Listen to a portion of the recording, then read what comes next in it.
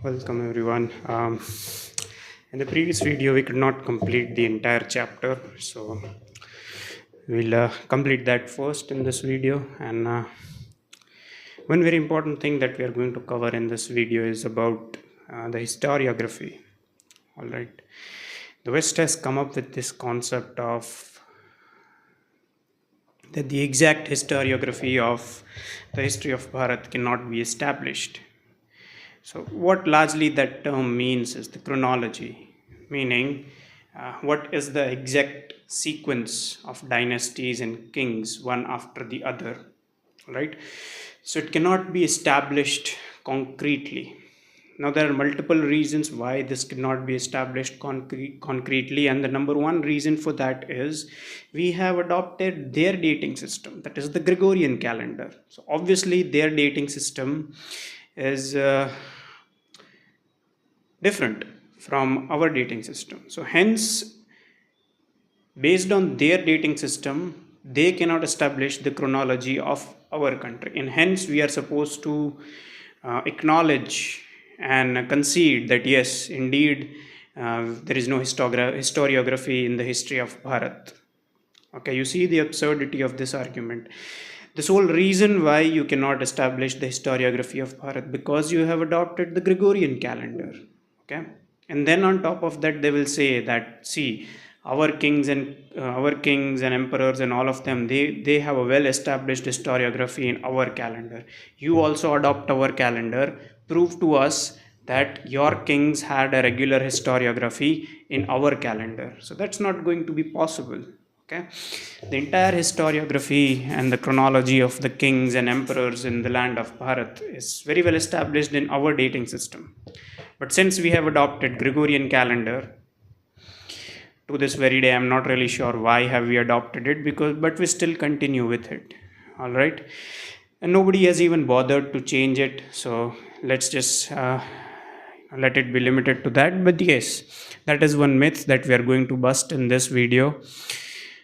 So let's get on with it. Welcome to another episode of this ancient history of Bharat. Okay, up until now, learning all the episodes, it might sound to you like I am, advocating bringing back the principles of Nazi Germany. That is not the question over here. Okay, Nazi Germany tried to poorly imitate the principles of Bharat. Okay, the ways and the laws and the traditions of ancient Bharat. They failed at it miserably, and they did some horrendous deeds while they were at it. Okay, but that is not that is no base, or that is no reason for us to not claim our rightful identity just because someone in the past has abused it. All right. Okay, with that note, we are first going to finish the chapter that we could not finish in the earlier video. All right. So, from Vanga, from which Bengal proper receives its designation, is not found in early Vedic literature. The Aitreya Aranyaka mentions Vangas, Vagadas, Cherads as birds, which probably means they were non-Aryan speaking languages, not intelligible to Aryans. Okay, it is assumed, again, there is no concrete evidence for this, but yes, it is assumed that Vanga, through which the current denomination Bengal is derived, okay, was supposed to be of non-Aryan origin, and it finds no mention in the ancient Aryan literature. Okay, but the later canonical literature, that is Aranyaka, that mentions the name Vangas. Okay, there is also mention of Vidarbha. Vidarbha is an area in the current day state of Maharashtra, and that has also been mentioned in Aitreya Brahmana. When I say Brahmana, I mean the literature, not the caste. Okay.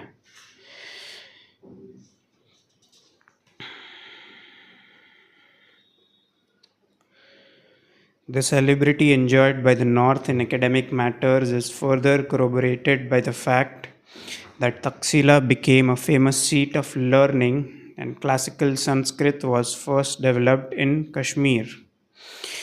Okay, so it is also believed that the Sanskrit, as we, quite Sanskrit as we study today is quite mellowed down and diluted for the consumption of the masses, but the Sanskrit that was used in the ancient time was pretty much chaste, meaning it was way too complex than what it is right now. All right. So that level of Sanskrit was developed in the current day, that is Kashmir. Okay. It's funny, right, how we are made to believe right now that since the majority of the population in Kashmir has been converted, hence they are the ones who can, rightfully claim to rule over that land. Whereas clearly the texts, our Aranyakas mention that the classical Sanskrit was developed and the language that acted as a lingua franca between all the settlements and all the civilizations on this geography of Bharat. They used this language as a lingua franca, and we are made to believe that Kashmir today, just because it has been proselytized, and that too by force, that too the proselytization has not been willing, it has not been willful, it has been coerced and forceful. Okay. So now that we are made to believe that yes, it rightly belongs to the Muslims, that is the dominant narrative, of course. One very important thing that I have discovered in this chapter is Madras. That is Madras is a tribe of a people. Okay, the Britishers, they used this name and they named, because largely people, when you say Madras, their mind straight away goes to the place that is Chennai. Okay. But Madras, according to our Aryan literature and our Vedic literature, ancient literature, it was used to denote to a tribe of people, that was Madras. Okay, not exactly a place. Okay. So now again, you can imagine the distortion that we have received in our history. Okay, even the Brits were convinced that when they came up with this idea of establishing a presidency in the southern part of Bharat, they named it as Madras because they were convinced that that place was historically known as Madras, and hence they named it Madras. Okay, but here on page number 262, R.C. Majumdar mentions that the Madra people were divided into two sections, the Uttara Madras and the Southern Madras, or the Madra proper.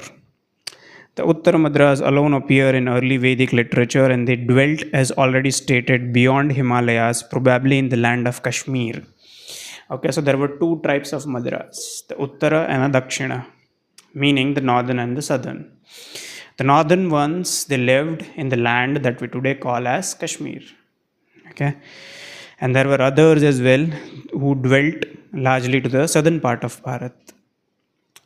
The mention of Madragara Songayani as an ancient Vedic teacher shows the Madras as experts in Vedic learning, a fact which is confirmed by Satpatha Brahmana, which states that sages of northern India repaired to the Madra county to study the Vedas. Okay. Now this does lend credit to this theory that in the ancient days, the southern part of Bharat was usually the center of learning. People usually traveled over there to learn or get themselves acquainted with from the knowledge in Sanskrit. Okay. So there is a mention of an ancient Vedic teacher who goes by the name of Madragara Songayani. And it has also been mentioned in other Aryan literature as well that the sages in the northern part of Bharat, they used to go to the Madra county to study the Vedas. Obviously, if people who are going over there to study a certain field or gain certain knowledge from a certain field, obviously that part of the country would be well versed in that skill, and this definitely lends credit to the argument that significant development in the Sanskrit language and literature was done in the southern part of this subcontinent. There is also something that R.C. Majumdar mentions in this chapter, that is, in the Buddhist times, the Madras dwelt between the Chenab and the Ravi. So the Madras as a time, in the contemporary times as Buddha, okay, these people, the tribe of the Madras, they lived between the river Ravi and the Chenab. So it gets, it's as northern as it gets. So this, you'll see that in the southern states, in the contemporary politics, they fight their politics on this plank of Dravidians being different from the northern part. So how exactly do you reconcile these theories and these narratives of, at one point in time in Bharat, there were people who go by the name of Madras who lived between the rivers of Ravi and Chenab, and in the contemporary politics, we have people who say that no, no, we are Dravidians and we are different from the rest of Bharat. Okay, so whom are we supposed to believe? The Brahmanas that were written, the literary Brahmanas that were written, more than 2 millennia ago, or the people in the contemporary era who say that Dravidians are different? That is again an appeal to your reason. I'm not asking you to choose any particular side. I just want you to do your own due diligence and come up with your own answers.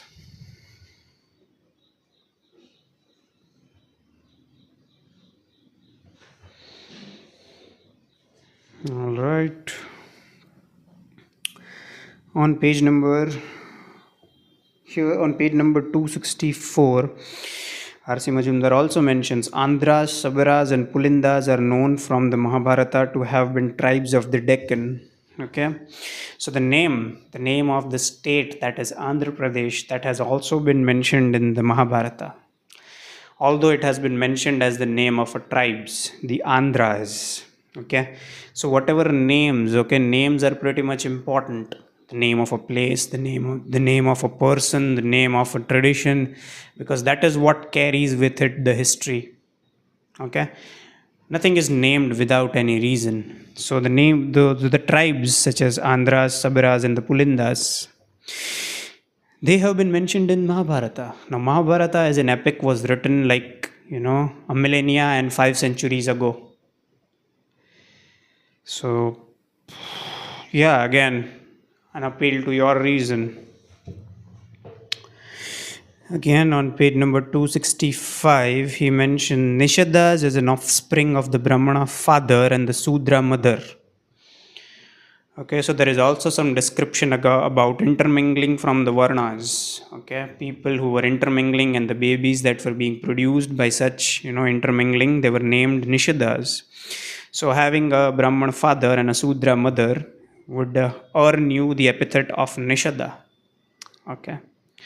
However, the Rig Samhita calls people with black skin as Krishnatwach. Okay, Krishnatwach is a word that has been used in the Rig Samhita, meaning, 2 or 3 millennia ago, there existed a word called Krishnatwach in Rig Samhita. So, no wonder why we are,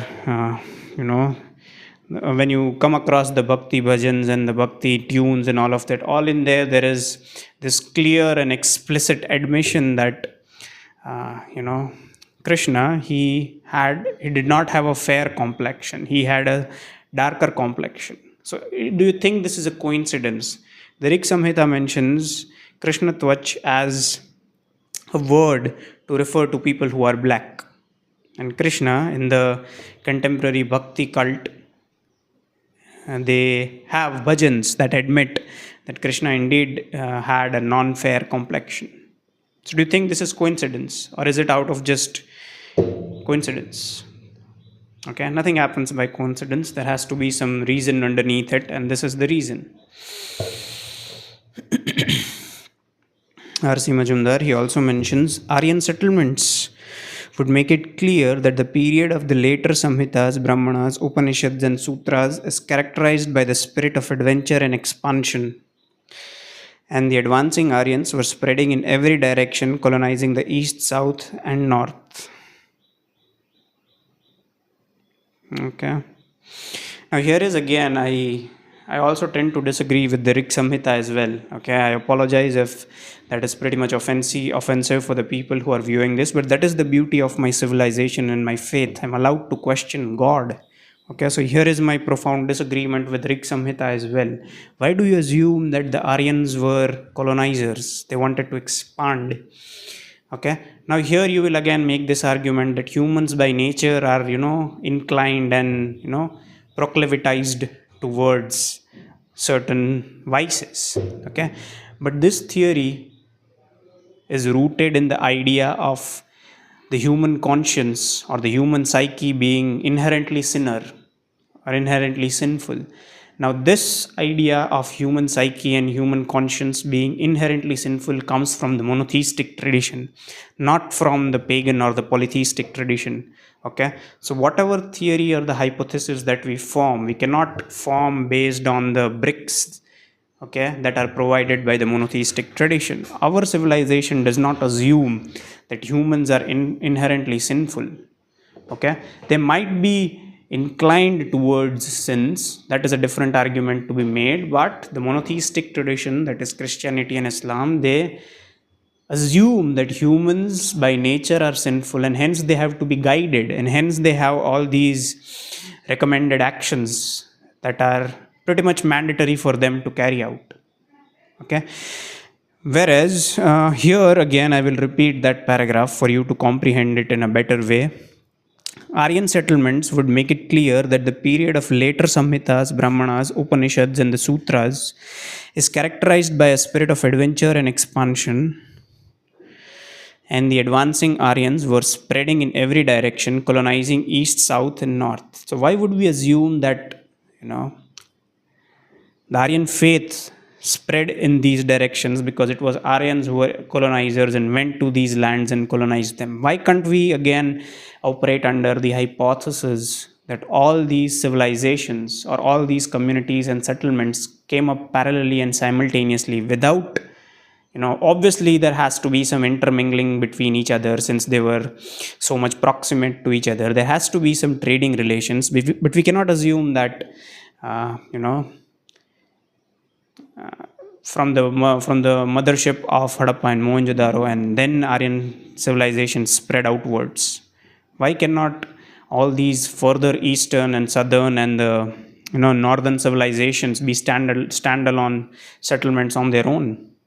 Okay, again, this is my disagreement with the Rig Samhita, and that is why I am pretty much an adherent to the faith that I was born in. Okay, because it allows me to question the authority of God. It allows me to have a dialogue with God, something that is not allowed in the other monotheistic traditions, which claim to be the answer to everything. All right, that is the end of chapter number 13. Now we come on to chapter number 14. Okay, the title of the chapter 14 in this book is Traditional History from the Earliest Time to the Accession of the Parikshit.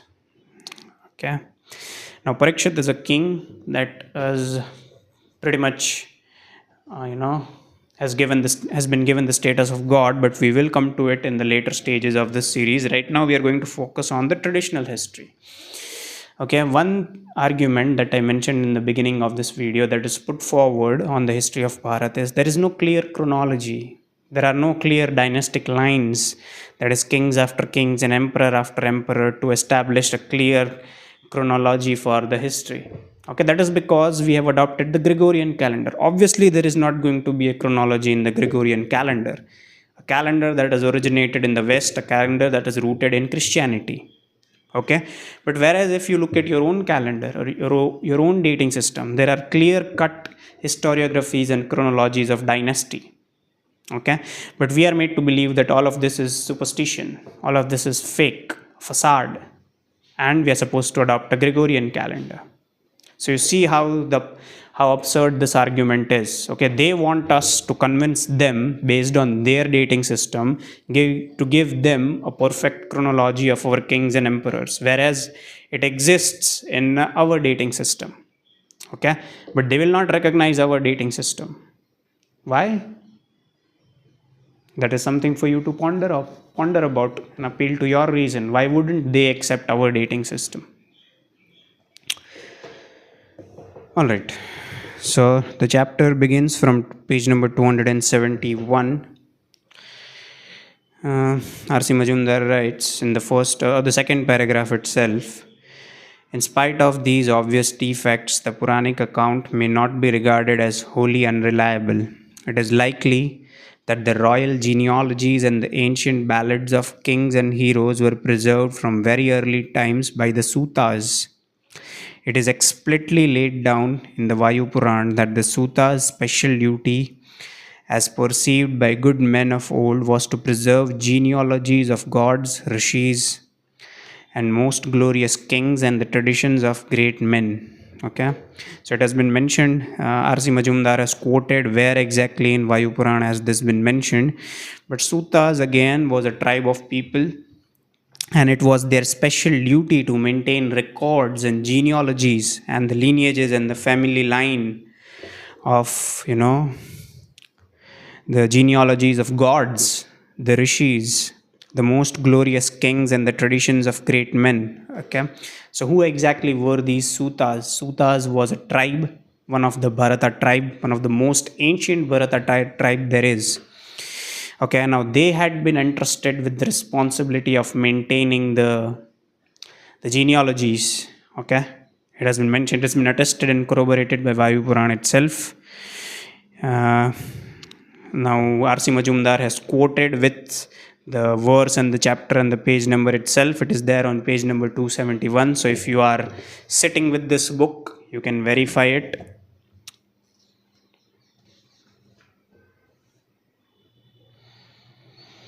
Okay, so again, now here is again you come at an important crossroads. Are you going to believe the Westerners when they say that there is no clear historiography in our Gregorian calendar of your history? When I say your history, of the ancient history of Bharat, okay, clearly their calendar is insufficient and inadequate when it comes to learning of our history. Okay, but there is a proper chronological sequence of traditional history of Bharat based on the Puranas. Okay, so here again you are faced with a, I would say, not exactly a conundrum. If you really are a native of Bharat, obviously you should put your trust on the native sources and not on the sources of the West, because by now we have clearly established that the Westerners, they definitely had a vested interest, a bias when they were studying our history, because they could not afford to let us know that indeed we are a superior race than them. Okay, they were motivated by this deep seated insecurity of not being superior to us. All right, so here on page number 272, R.C. Majumdar writes, okay, the eye-hole inscription of publication 2 that was done in the 7th century AD. The Bharata war took place in 3102 BC, which is the starting point of the Kali Yuga era, according to the astronomical tradition represented by Aryabhat. Okay, now the name itself suggests the Mahabharata. Okay, from where exactly did this name come from? Was it randomly that the writer of the great poem Mahabharat just named it randomly Mahabharat? We know from our knowledge of Hindi that Maha means great, and Bharat obviously is a name of our country based on the original tribe that inhabited this land that we like to call as Bharatas. Okay, so since it names the great Bharatas, so the great sons of Bharatas. Okay, so it's not by coincidence that thousands and millennia ago that a rishi who was writing this poem named it as Mahabharat. There has to be some reason behind it. All right, that is again an appeal to your reason. Whenever you have leisurely time, you can ponder upon these things.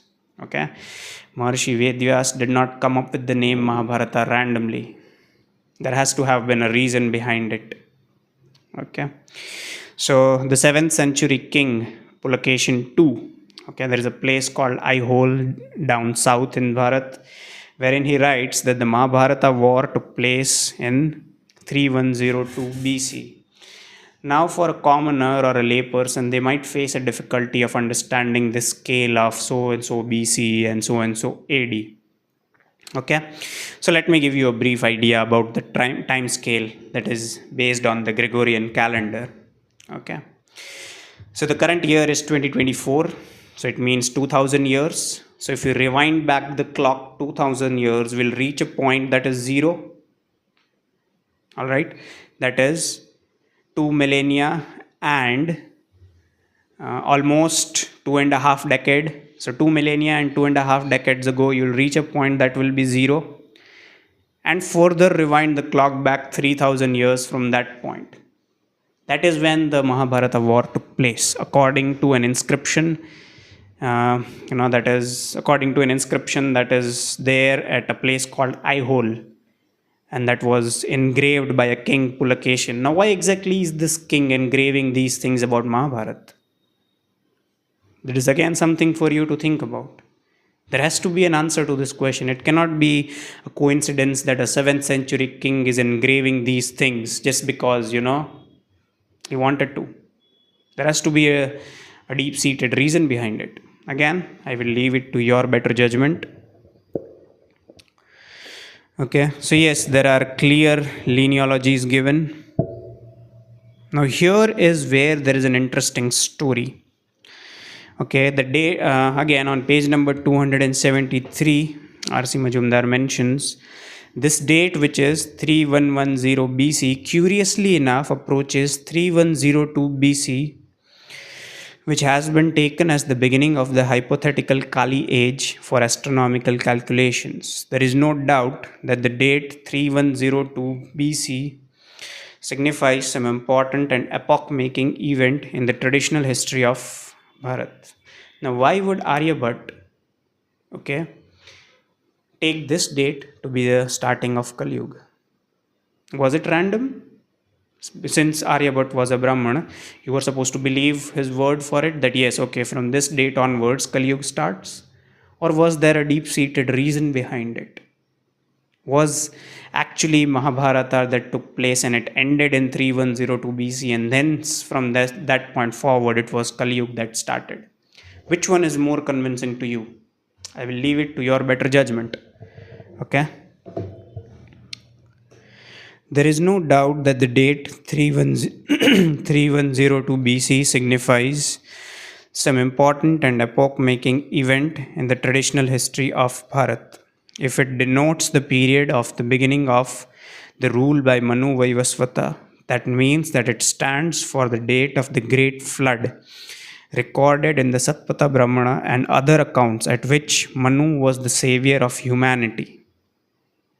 Okay, so right on this date, that is, if you rewind, if the current year is 2024, if you rewind 2024 years back, you will reach a point of 0, and from that 0 again rewind the clock back 3000 years, and you will reach the point where Aryabhata says that Kali Yuga started. Okay, now from that point forwards, it has been mentioned in the Satpatha Brahmana that there was a great flood. Okay, there was a great flood all across this territory of earth. It does not just single out Bharat as we know today. It says that there was a great flood on all across this world. Okay, and who saves humanity from this flood? The name of that person is Manu Vaivasvat, on whose name we have Manav Dharma Shastra, Manu Smriti. So the name Manu comes from here, Manu Vaivasvat. Okay. And there is an interesting story behind it. We will definitely look at that story. Okay. So the year 3102 BC thus represents the age of Manu, the first traditional king in Bharat. Okay. Now, according to the Puranic history, Rama, the king of Ayodhya, was born 65 generations after Manu. That is, from 3100 BC, if you again, fast forward, if you come back again towards the 0 that we had assumed, if you come back towards that 0, 65 generation, one generation is usually taken to be 18 years. Okay, so 65 into 18, and you subtract that from 3100, you'll reach a point of 1930 BC. Okay, so that is when Rama was born in Ayodhya. Okay, all right.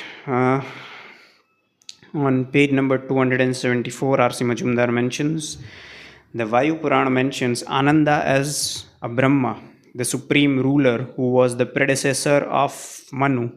Ananda is said to have established the Varnas. So prior to the rule of Manu, okay, there was another ruler who goes by the name of Ananda. Okay, and he was also known as Brahma, the one of the holy one third of the Holy Trinity that we have.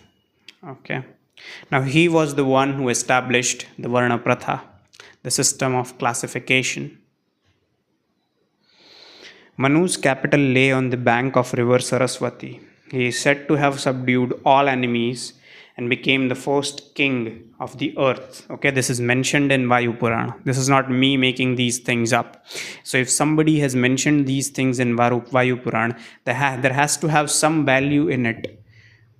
Okay, are you saying that the person who wrote Vayu Purana was simply just sitting over there and writing fiction?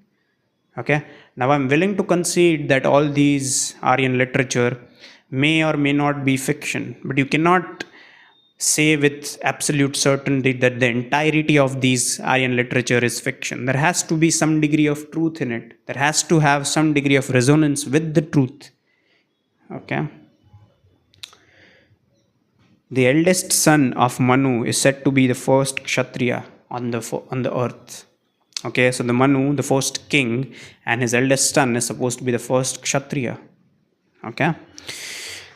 All right, now let's focus on this story of the Manu Vaivasvat. How did this king, okay, save this planet Earth from a flood? Now it would be interesting for you to know that, curiously enough, the monotheistic tradition of Christianity also has a story of flood, wherein there is the story of Noah and the ark. Okay, do you think this is coincidence? Do you think there was also a flood in that part of the world, and there is somebody, according to them, saved the entire world from that flood? Okay, now we have sufficient literary evidence to prove. Okay, and so again, that will again bring you to this, bring you to a path that divides into two ways. Either you buy into the Western narrative of monotheistic traditions being the supreme, or you stick to your roots and stand up and say that no, okay, the originality of the stories lies in our Aryan literature, more specifically the Vayu Purana and the Satpatha Brahmana. Okay, again I'm clarifying, Satpatha Brahmana is a literary text, okay, that was as a commentary on the Samhitas, Rig Samhita, Yajur Samhita, Atharva Samhita. So let's see, what was this story? How exactly did this individual Manu save the people from the flood? So according to the Satapatha Brahmana, when Manu was washing his hands in the morning, a small fish came into his hands along with the water. So one day, this fellow, Manu, it has not been mentioned alongside which river, but it is safe to assume that it might have been Saraswati. Okay. We have learned that in the previous, just recently, that the kingdom of Manu was situated on the banks of river Saraswati. Not his kingdom, but the capital of his kingdom. So since if the capital was situated over there, it is safe to believe that his kingdom might extend or start outwards from the capital that was situated near Saraswati. So one day he was washing his hands in the river Saraswati, and there comes a fish. Okay. That comes a fish while he was washing his hands, and that fish tells him to save him. Maybe that fish was running away from something. Okay, so that fish tells Manu to save her, and the fish says that if you save me, in return I will save you one day. Now, what exactly could fish do for a king who was Manu? But still, out of compassion and benevolence, Manu, he kept that fish in a jar. Okay, a jar of water. Here, okay, washing his hands in the morning, a small fish came into his hands along with the water. The fish sought protection from Manu, saying, "Rear me, I will save thee." Okay, this is all written in the Satpatha Brahmana. I'm not making these things up. The reason stated was that the small fish was liable to be devoured by larger and it required protection till it grew up. It was asked to be kept in a jar, and later on, when it outgrew that, in a pond, and finally in the sea.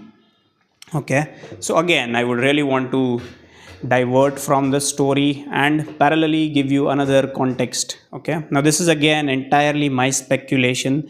There is no way for me to make you believe the theory that I am going to put forth or the hypothesis that I am going to put forth is true or not.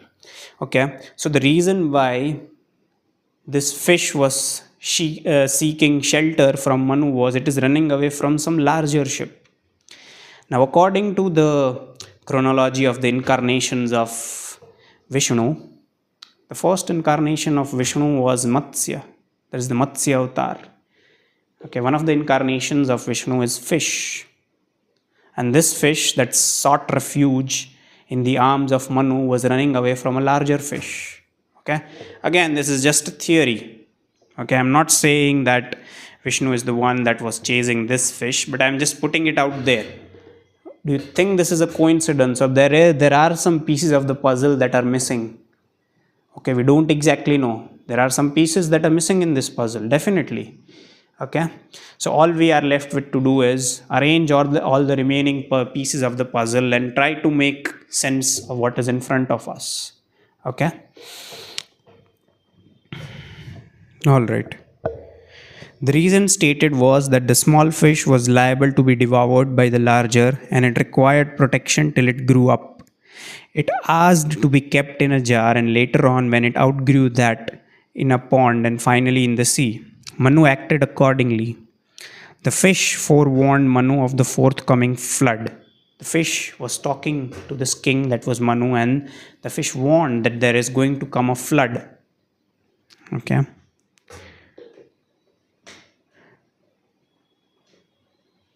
Advised him to prepare a ship and enter into it when the flood came. So the fish advised Manu that you should build up a ship, okay, and enter into that ship when the flood comes. Otherwise, you will not survive. There is a parallel story of Noah and the ark. Okay, one particular individual, I don't exactly recall the name right now, but was said to have been forewarned that there is going to be a flood and start building a ship. So that individual builds a ship.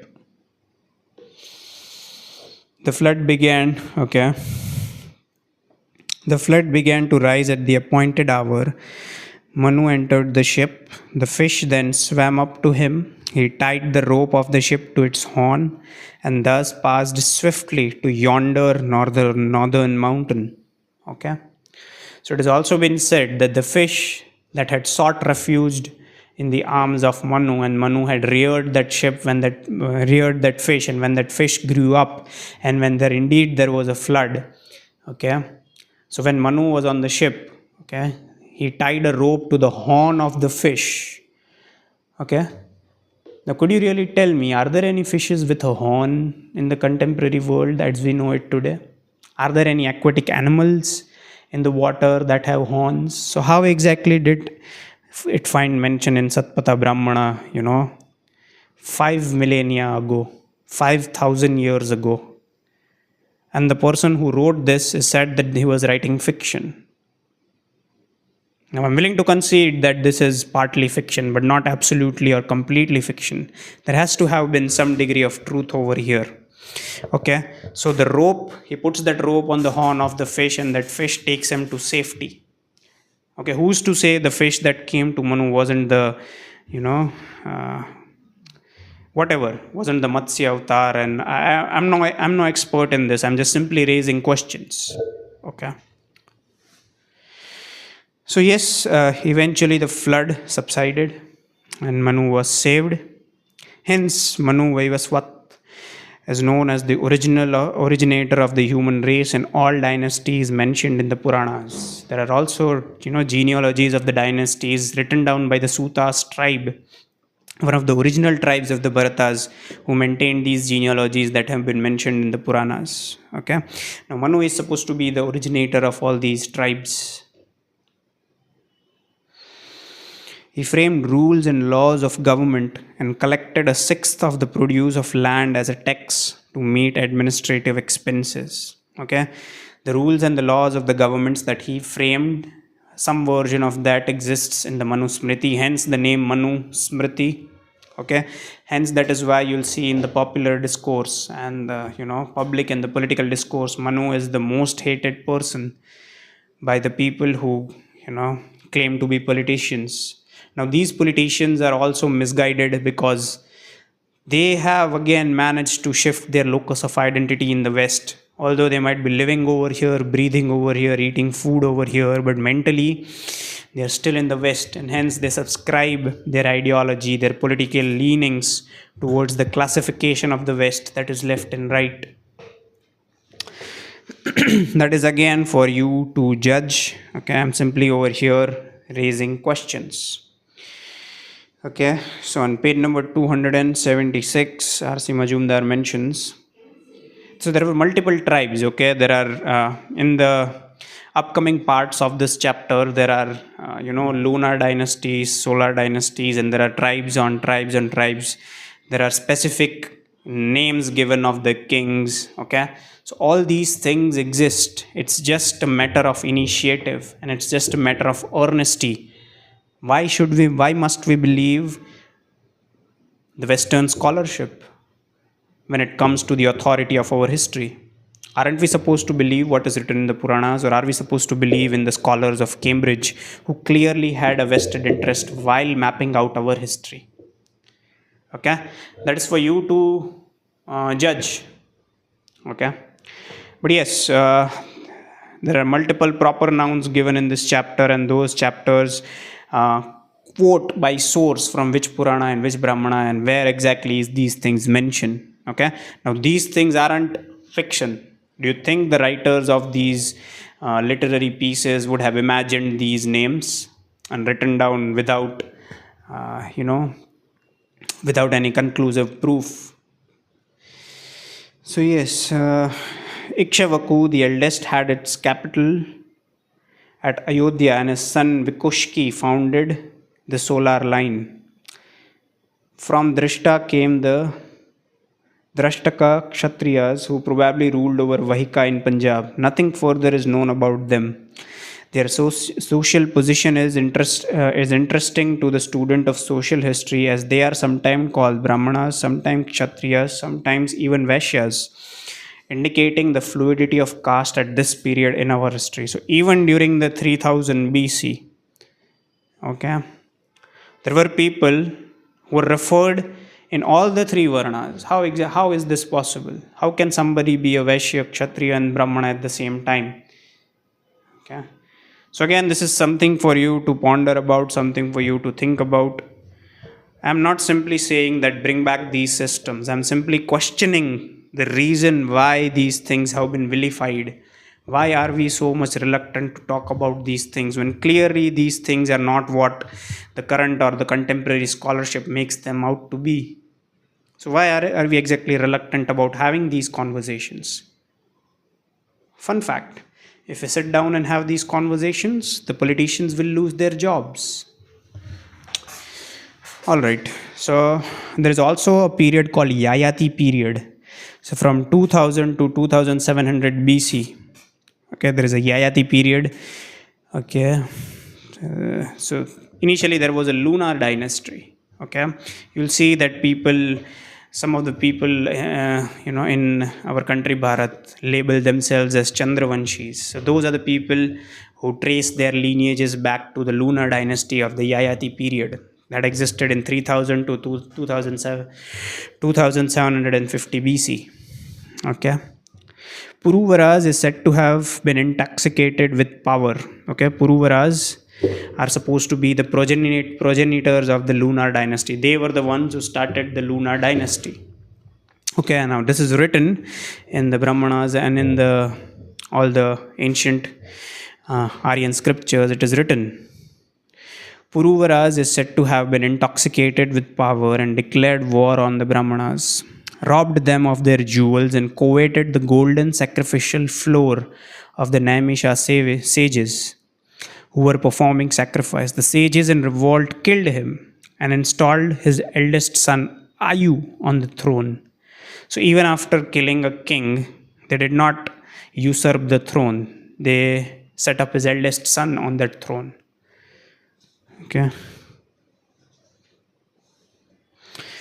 The main lunar line hereafter came to be known as Puru Vamsa, or the Pauravas after Puru. Okay.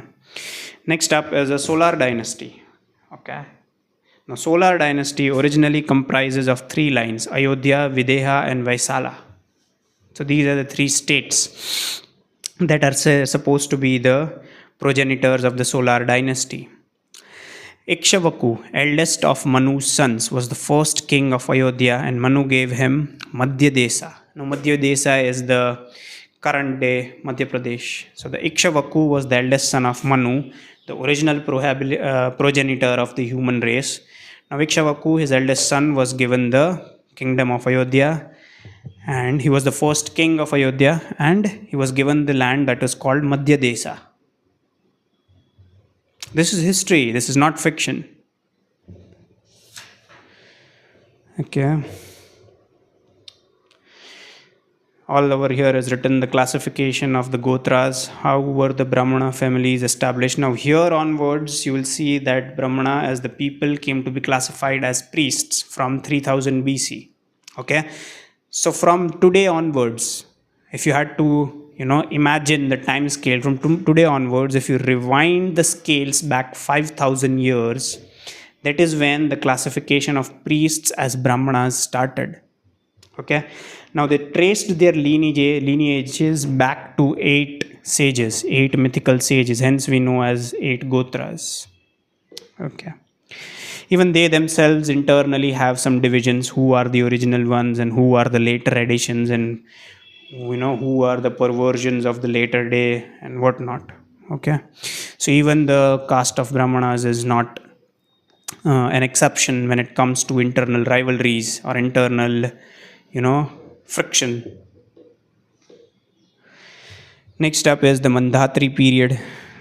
Okay. There is also all these things, like there are names and names of kings and names and names of kings and their lineages that are mentioned in these chapters. Okay, you should really go through these chapters, but I'm really convinced that not a lot of people are interested in these things because they want answers to larger questions. Okay, they know that these things have mentioned. Majority of the populace in our country know, okay, that all that is being talked about these days, rather that is not talked about these days, has been clearly mentioned in our ancient Aryan literature. Okay, it's just the question of earnesty. It's just the question of taking the step in this direction, that no, our scholarship is supreme and the Western scholarship has to take the back seat.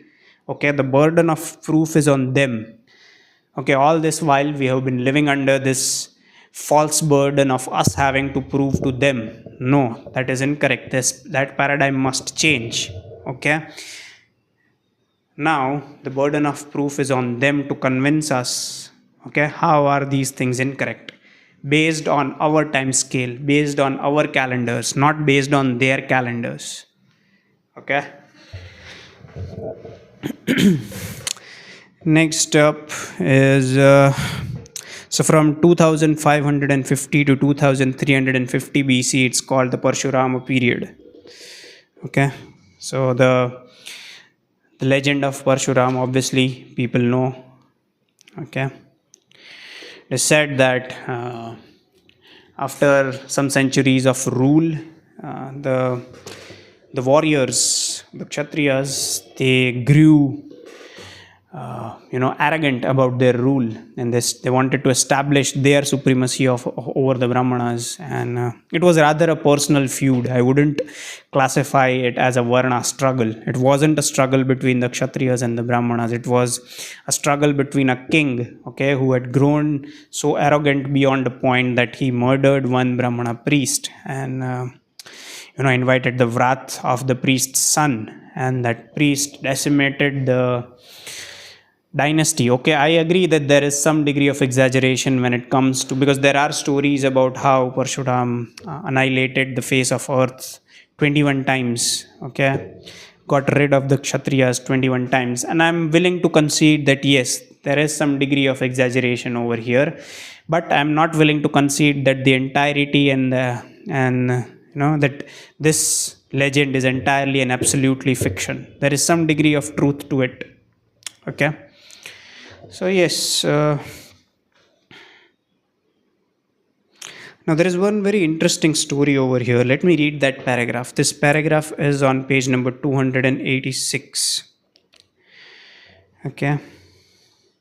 The reason for the Brigu-Hahia conflict. Hahia is again a dynasty of people, a dynasty of Yaduvanshis who start from Yadus. Okay. It has all been mentioned in the Satpatha Brahmana. You can read it for yourself if you like. So on page number 256, there was a conflict between the Brigus and the Hahiyas. Okay. Arjuna did not wish the Brigus, who were the agents of the foreigners, should thrive at the cost of the people. He wanted to keep the trade and commerce of the people of Bharat, or the Aryan people, under the control of an Aryan state. For the Brigus were more self-seekers than patriots. Okay, now imagine the current map of Bharat. Now imagine from the state of Gujarat onwards and move south to the state of Kerala. That entire coastline was under the control of the Brigus. Okay, Brigus were Brahmanas. Okay, now these people, Hahiyas, they, as the descendants of the Yadavas, now they coveted this land. Why? Because this land, being a coastal area, was very much affluent due to its trade with foreigners. Okay, so imagine 5,000 years ago, the people who settled down in the Konkan coast as we know it today were trading with foreign countries. And the kings in the hinterland, or the lands that were inside, were jealous about their opulence, and they wanted to take over these lands. And hence, okay, Arjuna sought the help of the Atris, who were equally expert shipbuilders and who built for him a fleet of 1,000 ships, or a ship with 1,000 oars. Okay, so Arjuna, who was a Hahaya king, he sought the help of Atris. Atris were another priestly class who were experts in the science of shipbuilding. Okay, and hence he sought their help so he could defeat the Brigus. Okay, this is all written. I'm not making these things up. All right. So 5,000 years ago, the tribe of Atris, they built a fleet of 1,000 ships. Okay, so how many years previous to them did they have this period of trial and error for them to have perfected the art of shipbuilding? You need to think upon these things. Okay, all right, and hence they built with them, built 1,000 ships. 5,000 years ago, 1,000 ships were built by the Atris. Now again, I am willing to concede that there is some degree of exaggeration over here, as long as the Westerners are willing to concede that there is some degree of truth as well over here. This is not absolutely and completely fiction.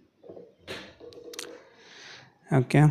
Arjuna's efforts at getting control of the sea trade was an eyesore to the Brigus, and further fuel was added by Arjuna's demanding back the wealth he had bestowed on the Brigus. Now, Arjuna was a king of the Hahaya dynasty. Now, Hahayas were, generous patrons of the Brigu Rishis who were settled in the Konkan coast. Okay. Now, this particular individual, Arjuna, who was a good king, okay, the entire Satpatha Brahmana and the Puranas are heaping praises on Arjuna, except for this particular deed that he did. He was asking back all the patronage that the Hahaya kings prior to him had bestowed upon the Brigus. And this is something that fueled the rivalry between the Hahayas and the Brigus. Okay. Now, Parshurama, from the side of the Brigus, led the opposition with the aid of the parties defeated by Arjuna, killed him and destroyed the Hahaya power. Okay, now there is some degree of truth over here. Parshuram, he led all the Brigus, okay, mounted an attack on the Hahayas and defeated them. In the future, obviously, the Haya dynasty is obviously going to rise to prominence, but there is a story behind this. Okay, again, I'm functioning on the same paradigm. I'm willing to concede that there is some degree of exaggeration over here, as long as the others concede that there is also some degree of truth over here as well. Okay. The Hayas killed Haryavsa of Kasi in the Battle of the Ganges Jamuna Doab, but met with reserves later on, and the Vitihotra prince on the Banaras throne had to seek refuge with a Bhargava sage. After this, the Haya dynasty practically came to an end, and the king became a Brahmana. Okay, so Hayas, after the defeat of Arjuna, are obviously going to rise. Now, when I say Arjuna, I don't mean the Arjuna from Mahabharata. This is a different Arjuna. Okay, now these people will again rise to prominence, only to decline later and accept the Brahmana way of life. It's written over here in page number 287. I'm not making these things up. Okay, that's all for this episode of the ancient history of Bharat. I will see you guys in the next video. Thank you for watching.